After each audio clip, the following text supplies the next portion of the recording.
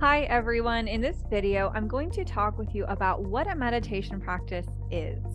This series is Scientists Meet Spirituality and I'm Reba. I really enjoy talking about this topic because I think there's a lot of the wrong impression that people have gotten about what meditation is. I've seen people get very frustrated with meditative practices and just kind of go, I don't want to do it anymore. It's just, I'm not doing it right. I'm failing at meditation and I just don't enjoy it. And I see people have these experiences where, well, some people don't even have the experience. They're so overwhelmed by what the concept of meditation is, they don't even try. Or they think it's so hard and so foreign of an idea that they don't really even feel like they can get started. And I want to make this a little bit simpler for you guys and try to break it down. So over the years, I've really fallen down the path of learning about different things in spirituality.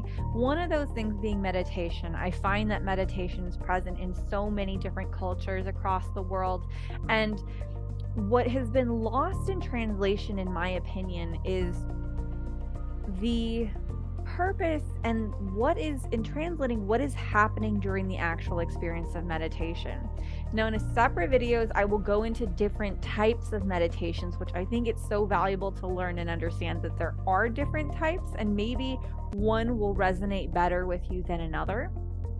But that being said, I just want to go into the more general concept and the practice that everyone kind of thinks about immediately when they think meditation. They think silent, sitting in one place, and they think that, that's meditation. You sit somewhere on a pillow, under a tree, in a cave, you sit like by some water, you sit in a very with the lights and everything, and your dragon, and you close your eyes and you're supposed to be at peace. I'd like to kind of correct one thing there. There is no real supposed to with meditation. There is the essence of meditation, which will look different for every single person, and for each person, every day will look very different. I encourage people to start with a very short meditative practice. Maybe, your first meditative practice is 10 seconds long.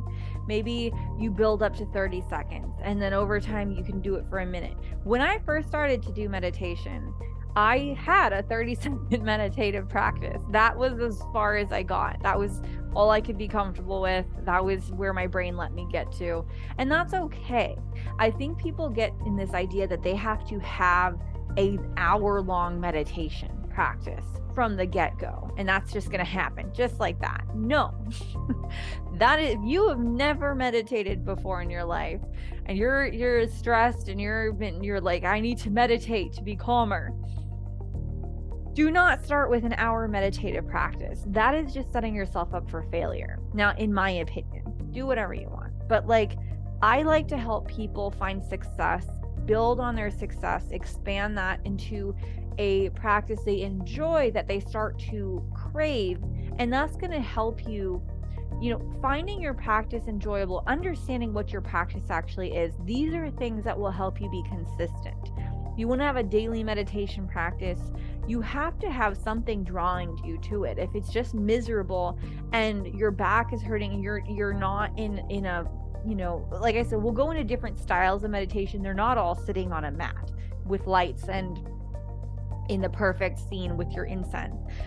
There are so many different ways that you can do meditation, but just for the sake of today, we're going to focus on the traditional more way that people think of meditation, just to break down what's happening. So when people sit down to meditate, they will sit, maybe close their eyes, and try to find inner calm to connect with themselves.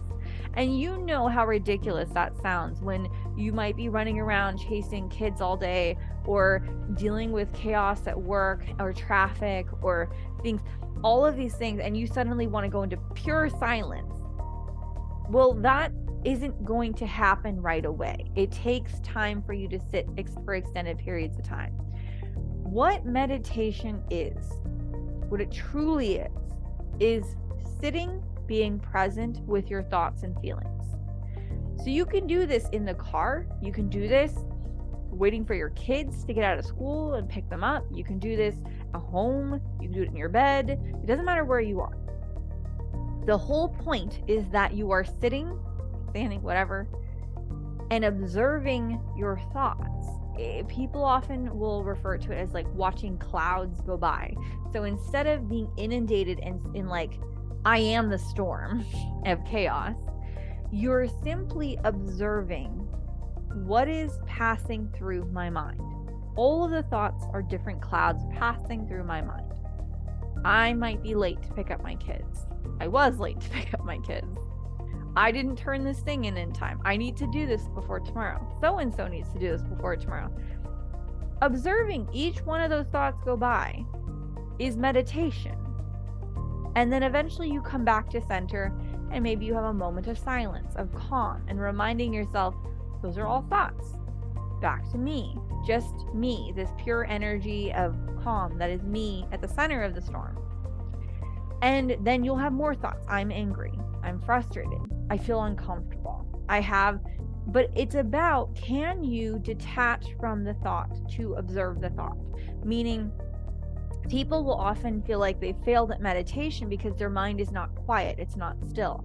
The point of meditation is not to force your mind to be still when it's not still. It's to observe whatever is passing through your mind like the clouds that cross the sky. It is to be present, to notice that these are just thoughts, and to start to detach the control of the thought from what it has previously had over you. Because you might go and be angry and then maybe yell at someone because you're angry because of something else, because the thought is controlling you. The thought and the emotion have taken over your body. You've become that storm. You're not the center of the storm. The center of the storm can see, I am having anger arising. I can feel anger, or I can feel sadness. I can feel frustration in my body. It is becoming the observer of the storm of thoughts that are surrounding you. And I want to break this down further because no one really explained it to me like this. Number one, most people did not tell me it's to sit with your thoughts, not to sit in absent of thought. There is a stage and a point where you can sit and meditate in silence and actually receive wisdom and insight from that deep inner wisdom that exists within you, or simply be at peace with yourself in silence. But that comes with practice, and that comes with time. It's an evolution of your meditation practice. The why is what I never had anyone tell me that I would really have loved if someone told me. And some of this can be explained with world as a mirror theory. So if you've never heard me talk about that, you can definitely go check out that video. I'm pointing as though there's something to click on. I don't know. One day I'll have something to click on. But the point is, you can watch that video. It's one of the other ones on my YouTube channel. And it'll help you to see what I'm talking about with, like, your external reality is a mirror of your internal state, your emotions, your thoughts, your beliefs. So what I want you to try to think about is, when you are sitting there going, there's a storm of crap happening around me, like there's traffic, there's chaos, there's things that are late, there's people that are interfering, I'm frustrated, I'm like angry because of all of these things that have to happen, I don't have the time to do them, and you're like, there's a million things happening right now, I don't have time to meditate, I just don't. That is the absolute most important time to meditate. If you were going to pick a time to meditate, even if it's your 10-second meditation or your 30-second meditation. Why? Because your external reality and experience and interaction with life is controlled and mirrored directly by your internal state. So the clouds that are crossing your sky internally are controlling and regulating your external experience in life. So if you're sitting there going, my external reality is chaos, I don't have time to meditate, that's actually when you need to meditate, because what will happen is after that, you will find over time with practice, not just once and done, you're good.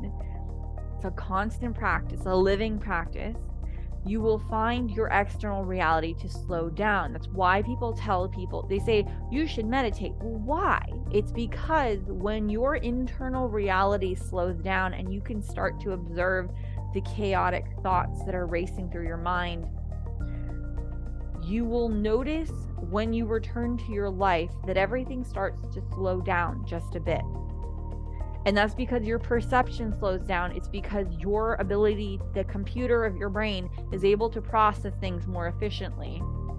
It's not overrun with the chaotic thoughts that are racing through your head and all the emotions that you're not paying attention to because you don't have time to. At least that's what you tell yourself. If you keep going on that day that way, you're going to just have more and more spiral around you. But if you can slow down and change your internal state just enough, you will suddenly find the rest of the world slows down around you. Your experience will be calmer. It will mirror to you the calm that is inside of you. But until you do that, slow down and observe the thoughts that are in your brain, because those thoughts are also controlling your actions.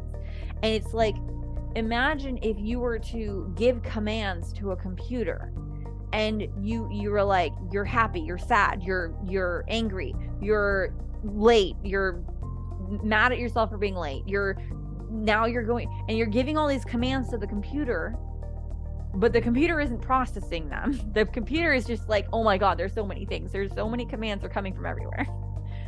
And when you slow down and let the commands that are trying to come through, they don't have to control you. They don't have to command your life, but they just have to come through so your brain can process, oh, okay, that order was to be mad. Doesn't mean you have to be mad, but you just to be observant. What was the command that came through your mind? To be sad, to be frustrated. Okay? Those are the thoughts coming through. None of it is going to lead you to pure silence immediately. In fact, it's rare in the very beginning of a meditation practice that you find true silence, because you are not in a silent state internally. That's often what leads people to want a meditative practice. Their life is not calm. Their life is chaotic. Their life is crazy. So they finally break down and go, I need a meditation practice. And then they try it, and then their internal reality, which is dictating their external reality, is chaos. It's tons of thoughts circulating, but those thoughts were always there. Just because you sit quietly with yourself and observe your thoughts doesn't, and then maybe you're like, I can't do it, there's too many thoughts. When you walk away, those thoughts are still swirling inside your brain. Okay, so you're no longer observing them the same way. You're no longer. Now, it's not to say you can't. There's other meditation practices that are moving and you can still observe your thoughts. But most people are tone deaf to their thoughts when they're not truly attempting to acknowledge them and recognize them. It's so easy to get lost in the chaos of swirling thoughts just because we're like, I can't sit here with my thoughts. And then you start to just tune them out. You're like, I'm not going to listen to my thoughts. I'm going to go listen to a podcast. I'm going to go watch a YouTube video. I'm going to go watch Netflix again. There's a series I heard about. I'm going to go watch that for the third time. Like, all of these things stop you from being present with your thoughts. No judgment. And there isn't, but the point of it is, if you're hoping to find calm and peace in your heart, finally, it starts with the chaos, because that's already what's there. You have to let the cache clear. You have to clear the cache of your brain computer. You have to let all of those thoughts circulate, be present, sit with them. They're uncomfortable. They are uncomfortable.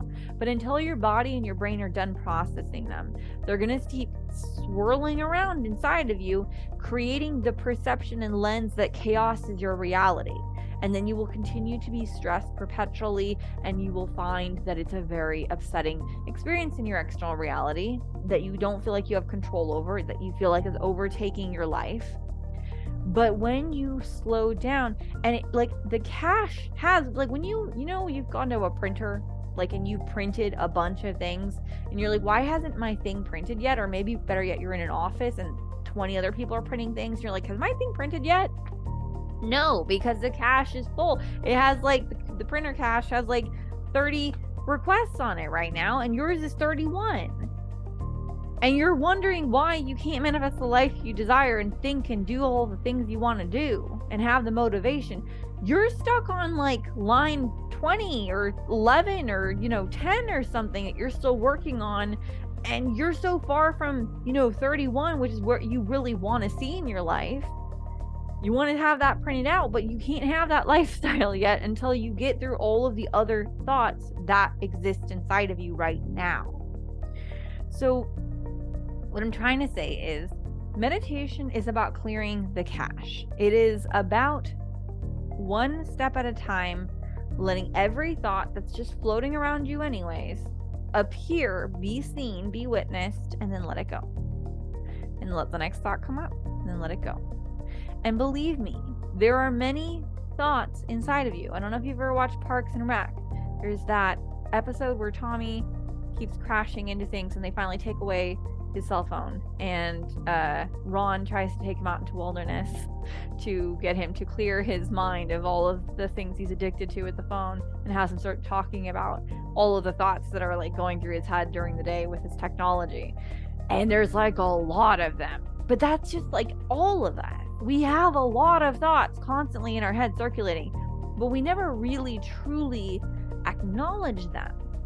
When like letting them control us, meaning we feel anger arise and therefore we lash out at someone, or we have thoughts of I need to do this, I need to do that, I need to do this, I need to do that, and like every second going and doing the thing, is not the same as observing and witnessing it and letting it go. Two very different things. You do not always have to take immediate action on basic tasks. Sometimes that's taking you further away from your actual goal. If you're an entrepreneur, even if you're in the corporate world, if your bigger task is to do this report, but you're just getting distracted with every other thing that pops in your brain, it's taking you like steps and steps further away from your goal of completing the main thing. So meditation is about observing, oh, there's a crazy sporadic thought. There's another one. I could go and do that thing, but instead I'm just going to observe it and let it be witnessed, and then let it go. Next one, and let it go. And ideally, we eventually come to moments of calm. You will find pockets of calm eventually. And then over time, you suddenly realize there's more and more time where you can be with yourself and there aren't as many berating thoughts, but you have to clear the cache first. So it takes time. How long? Everybody is different. Everyone's cache is filled with different amounts of things. So you're just going to have to be patient with yourself and keep trying to just see, what am I observing? What am I seeing? Okay, so that's meditation. It's a clearing the cache. It's being observant of your thoughts and feelings. And that's all meditation is. It is not about having a silent mind. It is not about sitting peacefully and perfectly quiet. It is about maybe you feel anxious and maybe you feel mad. Maybe you feel frustrated. Maybe you feel confused. Maybe you're just tired, and just noticing all of your feelings, all of your thoughts arising, and then letting them go. And eventually one day you find calm. And then you suddenly will notice a parallel of, as your internal reality quiets and calms, your external reality will do the same. That's why people meditate. It is not, yes, people also meditate to connect with their deep inner wisdom they have inside. Yes, people meditate to relax, but the purpose, in my perspective, given everything I've learned about meditation, is that you are working towards quieting and calming your external reality through the work you do inside of yourself, so that you find peace in your existence, not just inside.